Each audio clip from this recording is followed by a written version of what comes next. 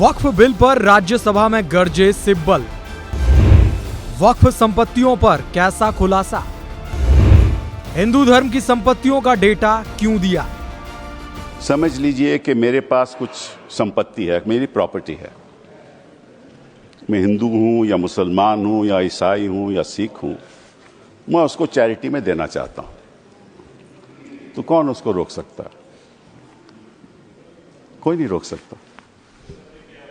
और इतिहास में जो ये बात आपके सामने रखना चाहता हूं कि there was a right of non Muslims also to make a waqf.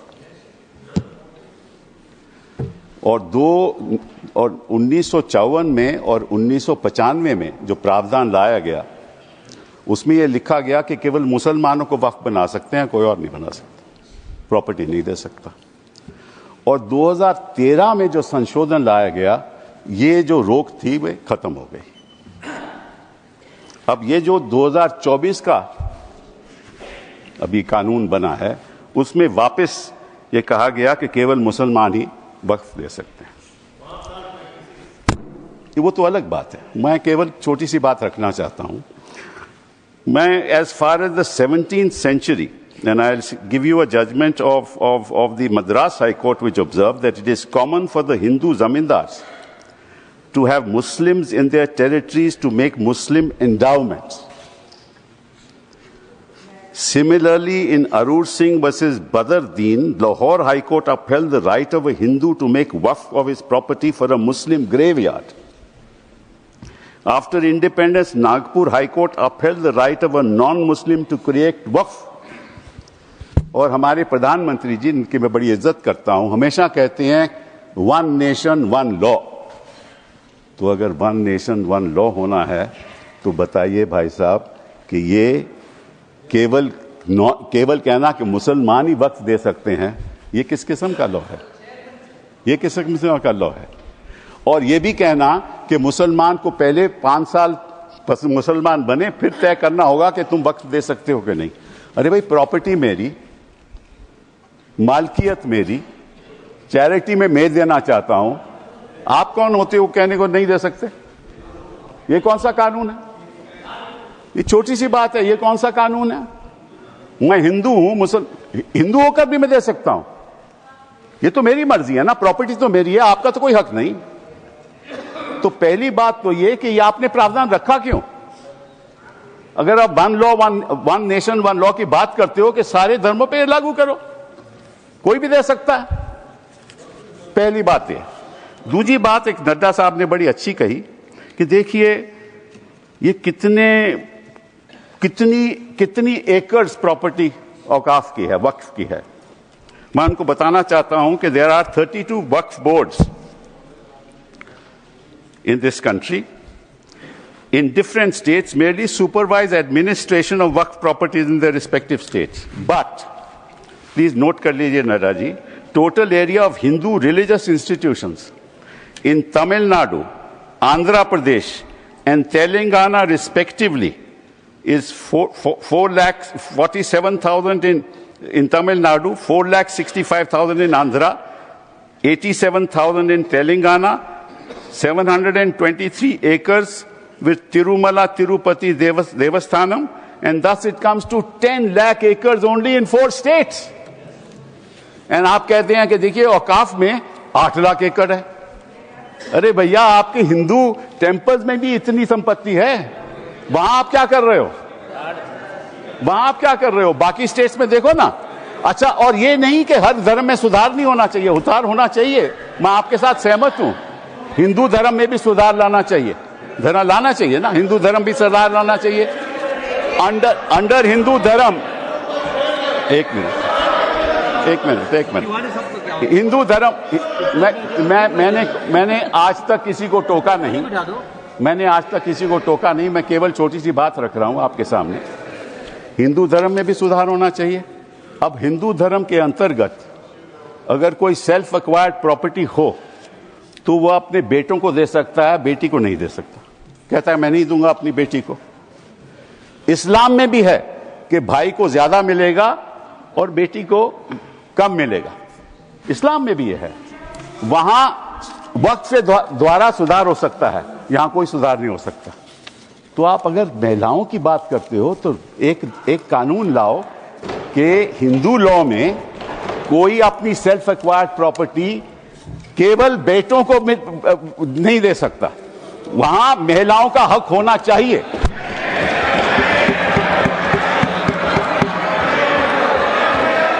और आप हमें ये आश्वासन दो,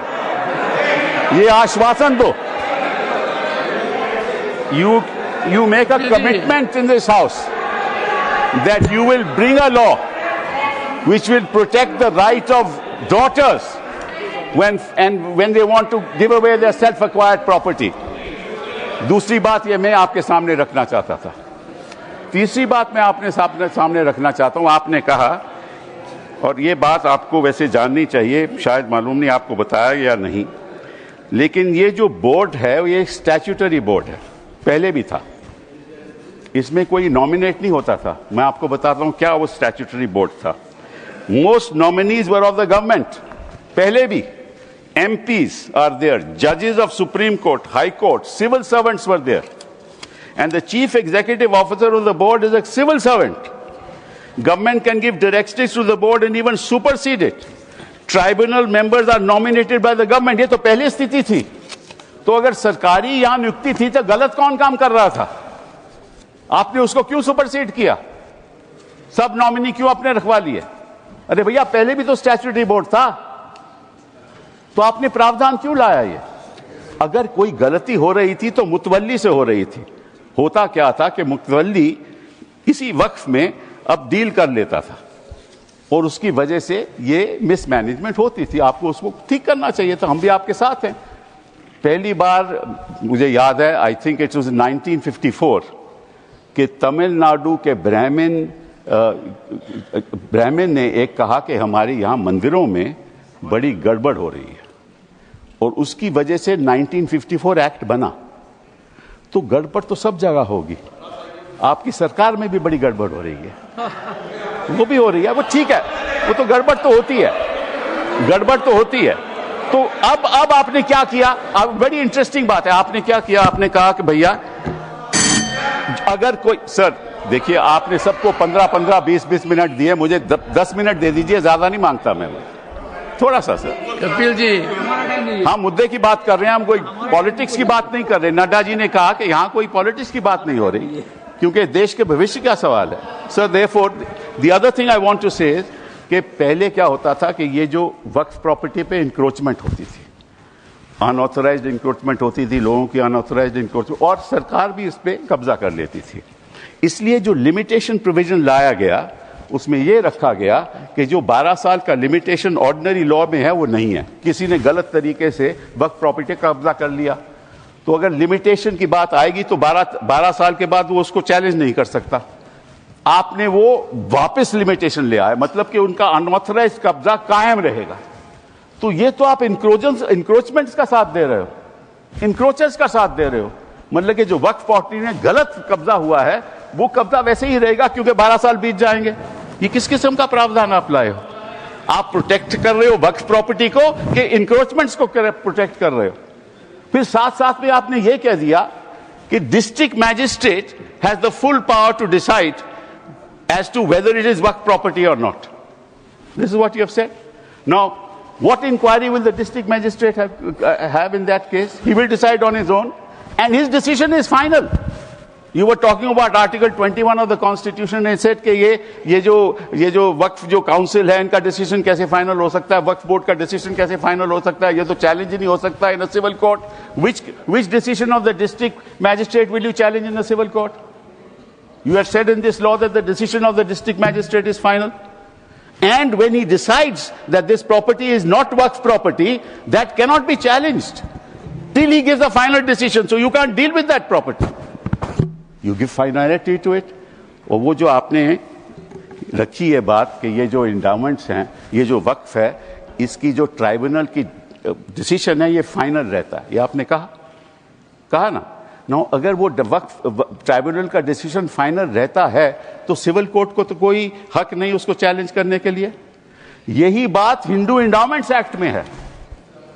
हिंदू इंडोमेंट एक्ट में जो उनका मैनेजमेंट है उसका डिसीजन फाइनल है।